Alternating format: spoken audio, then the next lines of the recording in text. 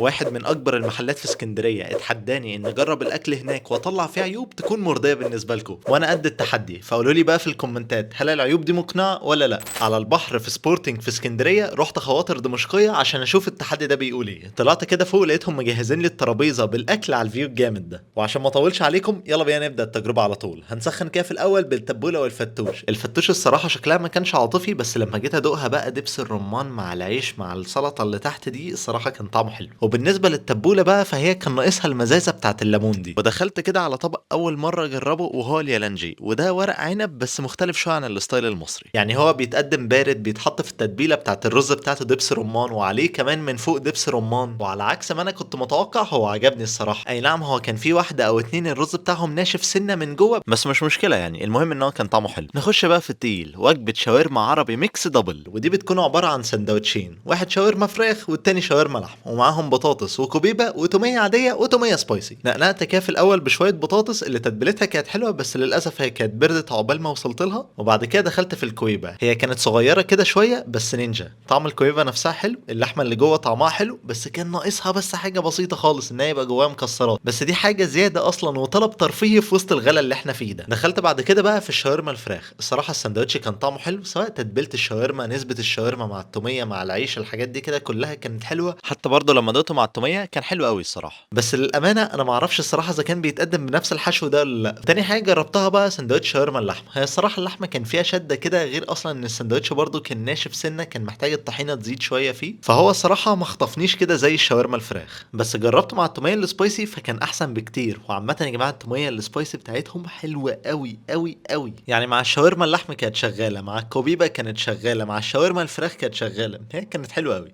المهم نخش على اللي بعده بقى، وهم ماريا فراخ وماريا سجق. ويا جماعه ده محل من المحلات القليله جدا اللي بتعمل شاورما سجق في اسكندريه، انا ما اعرفش اصلا مين تاني بيعملها هناك. المهم بقى كل ماريا بيجي معاها بطاطس، واللي برضه كان عليها نفس التعليق ان التوابل بتاعتها كانت حلوه، واني للاسف استنيت عليها شويه فبردت. بس المهم الماريا نفسها بقى، والصراحه العيش بتاعها حلو قوي، يعني العيش كريسبي كده من بره وطري من جوه. غير كده اصلا الشاورما اللي محطوطه جوه كميتها الصراحه كانت كتير، والصوص اللي محطوط معاها ما كانش صوص توميه بس برضه كان محلي طعمها الصراحه. فعامه الماريا الفراخ كانت حلوه قوي. وبعد كده جربت الماريا السجق، او كما يقول اخواتنا في اسكندريه ماريا صدق. واي نعم انا ما كنتش متحمس لها عشان معظم الشاورما السجق الصراحه اللي انا بجربهم بيخيشوا، بس هي دي كان طعمها حلو، بالذات كمان في الماريا مع الصوص اللي هم مستخدمينه. فعامه سواء الماريا فراخ او السجق فالاتنين الصراحه عجبوني قوي. جربت بعد كده بقى البيتزا فور سيزون، واللي بتكون متقسمه اربع ارباع، ربع شاورما سجق وربع شيش وربع سوسيس وربع بسطرمه. بصوا انا جربت الاربع انواع، اكتر واحده عجبتني فيهم هي الشاورما السجق، واقل واحده عجبتني هي البسطرمه. بس بوجه عام العجينه بتاعت البيتزا دي كانت حلوه، مشكلتها الوحيده بس بالنسبه لي ان ميكس الجبن اللي محطوط على البيتزا كان فيه جبنه حادقه قوي فيهم، فكانت طاغيه على الطعم كله. وميكس الجبنه الحادقه ده مع البسطرمه ما كانش ألذ حاجه. انا ممكن لو هطلب بيتزا اطلب بيتزا شاورما سجق عشان الصراحه كانت حلوه، او شاورما فراخ متفائل بيها برضه. بالمناسبه صحيح يا جماعه، انا سالتهم هل البيتزا بتتقدم كده في العادي، هم قالوا لي اه ما عدا حبه البركه اللي بره دي، هو الشيف بس حب يجود شويه. المهم نخش على اللي بعده بقى، وهي وجبه الكريسبي. 6 قطع كريسبي معاهم بطاطس وعيش ومخلل وكول سلو وصوصين، منهم صوص اسمه كرانشي. ندوق كده في الاول الكريسبي، هو الصراحه كان طعمه حلو، التتبيله بتاعته كانت حلوه، والصراحه الطبقه اللي بره دي كانت عجباني سواء في القرمشه او حتى في الطعم. جربت برضو الكول سلو، هو كان كويس، بس اللي كان فعلا حلو صوص الكرانشي. يا جماعه صوص الكرانشي ده هو قريب كده شويه من البيك تيستي، بس هم عاملين فيه تويست مخلي بقى طعم مختلف وجامد الصراحه. واخر حاجه جربتها بقى الفراخ الشوايه، وانا الصراحه مش هكدب عليكم، انا في الفراخ الشوايه دي انا باكل الصدر بس، انا استحاله اقرب ناحيه الورك تماما، مصري بقى سوري ايا كان، انا ما باكلش الورك في الفراخ الشوايه دي خالص. بس عامه الصدر بتاع الفرخه الصراحه كان دايب، وطعمه مع التوميه كان حلو قوي. بس في المجمل انا ما بفضلش الصراحه الفراخ الشوايه. وفي الاخر بقى جابوا لي البلو موخيتو ده اشربه، وانا بقول ملخص التجربه دي ايه اكتر حاجات عجبتني في خواطر دمشقيه. بالنسبه لي الصراحه الاتنين ماريا، سواء الشاورما فراخ او الشاورما سجق، الاتنين كانوا حلوين جدا. يجي بعدهم سندوتش الشاورما الفراخ والكوبيبه، وبعد كده الكريسبي. وما تنساش بقى صوصين مهمين جدا، وهما الكرانشي والتوميه السبايسي، حقيقي الاتنين دول في الجون. وصحيح ما تنسوش تقولوا لي في الكومنتات هل العيوب اللي انا قلتها في الفيديو دي كانت منطقيه فعلا ولا لا. وبس كده، شكرا جدا ليكم لو انتوا لسه بتتفرجوا لغايه دلوقتي. كان معاكم اباظه من قناه لايف وزباظه.